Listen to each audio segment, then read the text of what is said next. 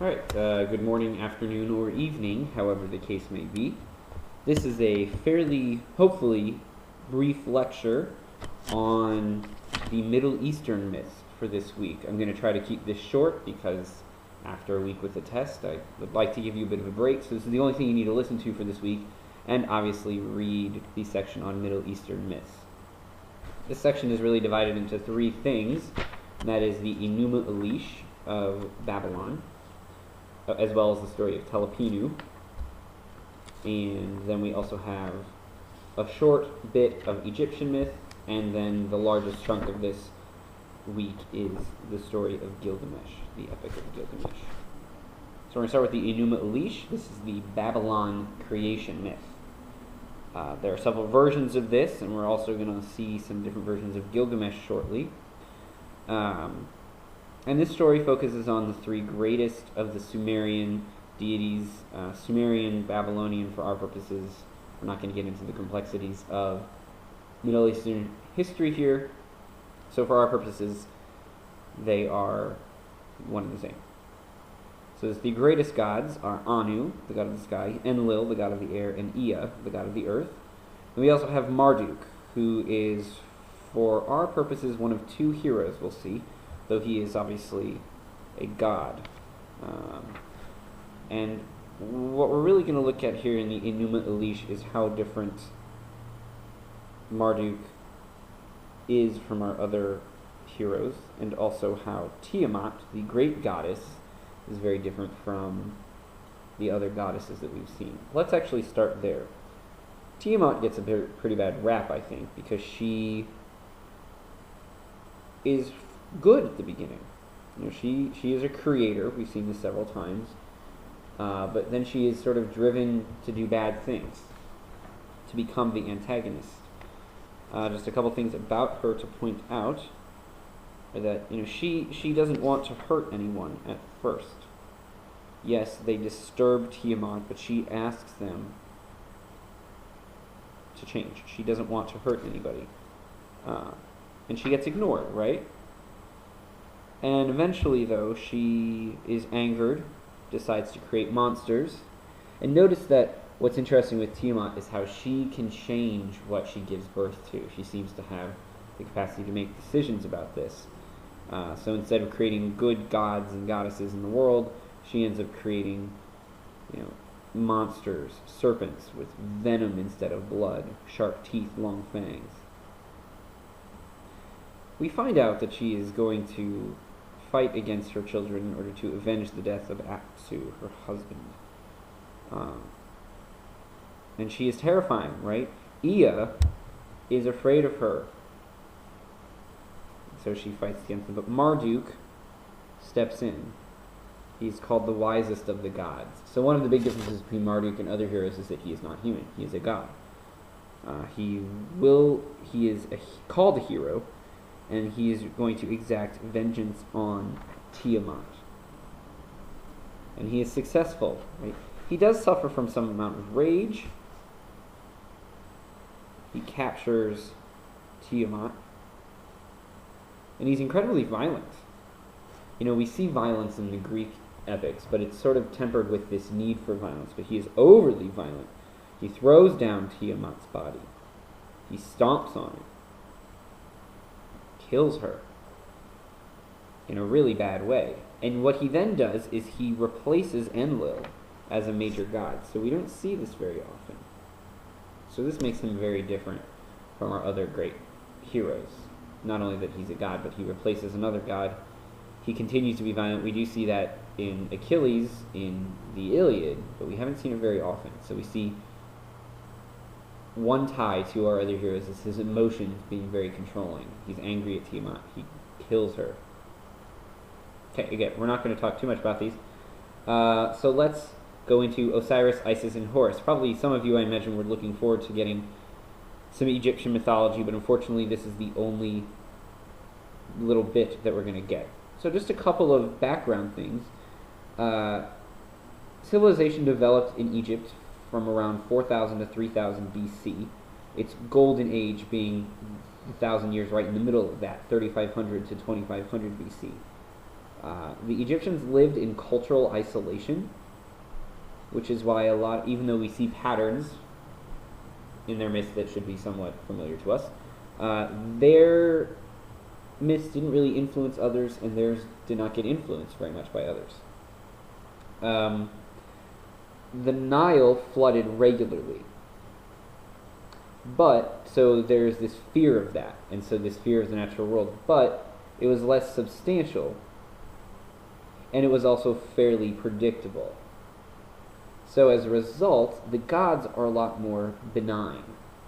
Yes, we do see Set doing terrible things, but he's mostly doing those to other gods, as opposed to ever doing anything bad to humans.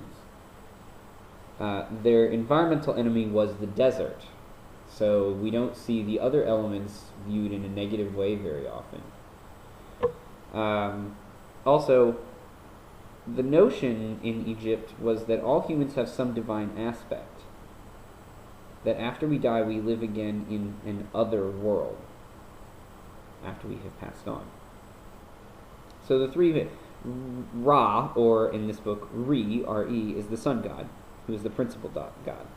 We don't see him very much here. Our three major characters, well, four major characters here are Osiris, Isis, Horus, and Set. Osiris was both a god and a man. This is why he was able to be killed by Set. Horus takes over his job once Osiris becomes the lord of the other world. So after Osiris dies, he does eventually become lord of the other world. Isis is Osiris' sister and wife, and she was considered the greatest god in Egypt, often called the great goddess, the mother goddess. She's loving, she is loyal, not only as a wife but also as a mother. So she is sort of the Egyptian parallel to Penelope in the Odyssey. Remember, Penelope was the ideal woman. Even though she was human, there's still a parallel between her and Isis, who constantly fights for her husband, is completely loyal to him. Set is obviously the brother and enemy, and he represents evil, natural catastrophes, destruction, death, darkness. So again, he is representative of that environment that the Egyptians were fighting against. A couple things from the text itself. Notice Set chose his day to be born. So he defies natural order and has that ability to do that. Set and Isis are related, so is Osiris. So is Horus. They're all related in this weird way. And part of this is because incest would not have been particularly unusual in Egypt, and so by having their gods do it, it was much more normatized. What's interesting is here we also again see Horus lashing out. Once he wins the battle against Set, he gets angry at Isis and he kills her. And then he later brings her back. And Isis ends up going to the other world with Osiris. What's interesting here is we are seeing, again, a god who can die. Much like the Norse gods. Osiris is killed a couple times. He's killed, brought back. Chopped in little pieces, brought back. But because he has been killed, he does eventually have to go to the other world. The only thing I want to very quickly say about Telepinu's myth is what's interesting here is that we don't know why Telepinu is angry. Most of the time, well, we sometimes don't know because the gods are petulant weirdos. But we really don't know. It's explicitly made so that Telepinu, the source of his rage, is never revealed to us. And that's important because he's a fertility god. The people writing these myths couldn't always come up with an explanation for why the world treated them the way that it did. And so we're seeing here why these myths are written in that way. Because they can't explain everything. So whenever the world is not working in favor of humankind, the idea is that a god is angry and they have to placate him. They can't always explain why. And that's why Telepinu's anger is not always explained. Okay, let's look at Gilgamesh. Most of what I have to give you here is going to be background. And what I'm going to suggest about Gilgamesh, we're going to continue to see various heroes in the coming weeks. And so what I would actually like you to do in terms of thinking about Gilgamesh as a heroic character is to think about how we can use him in answer to comparisons for the next several weeks. How does he compare to heroes we've seen before? How will he continue to compare to heroes we'll see as we move forward? What's important about the Epic of Gilgamesh is that it is the earliest recorded major work of literature. It was written in cuneiform. There are actually two versions of it. There's the standard Akkadian version, which was found in 1853 in Nineveh during excavations that started in 1845, and the Old Babylonian version, which was put together from various fragments that were found all over the place. Gilgamesh takes place 1,300 years before the Iliad and the Odyssey, and it was written down in 2100 BC. So this is the first story. The Sumerians were the first immigrants to Mesopotamia around 5,500 years ago. And Gilgamesh was a real king of Uruk in Mesopotamia, but somewhere between 2700 and 2500 BC. So this is based on a real person. Obviously, some of the events are not particularly realistic. As I just mentioned, for Egypt, there were two major rivers that were of concern to the Mesopotamians, the Tigris and the Euphrates. The gods here are much more unpredictable and much more frightening than the Egyptian gods, and that's because the environment was much more unpredictable. The Tigris and Euphrates would flood, not in a particular pattern that was easily followed. Whereas the Nile certainly flooded regularly, that was predictable. The Tigris and Euphrates often radically moved their paths, where they were located based on floodplains, and erosion would actually change fairly frequently. And this is why the gods are much more unpredictable. What's very different about Gilgamesh is that as a hero, and he is our first hero, so everything that we've seen already, we see a little bit of in Gilgamesh, because he's where most of these heroes are inspired by. So we really should have read him first, so forgive me for that. As a hero, though, he pursues intellectual knowledge. He wants to know things. He's significantly much more interested in acquiring knowledge.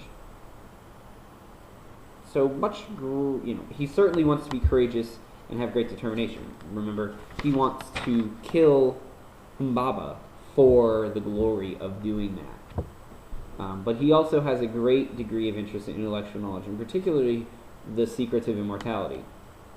And if you've read already, you will understand that he's disappointed to learn that he cannot become immortal.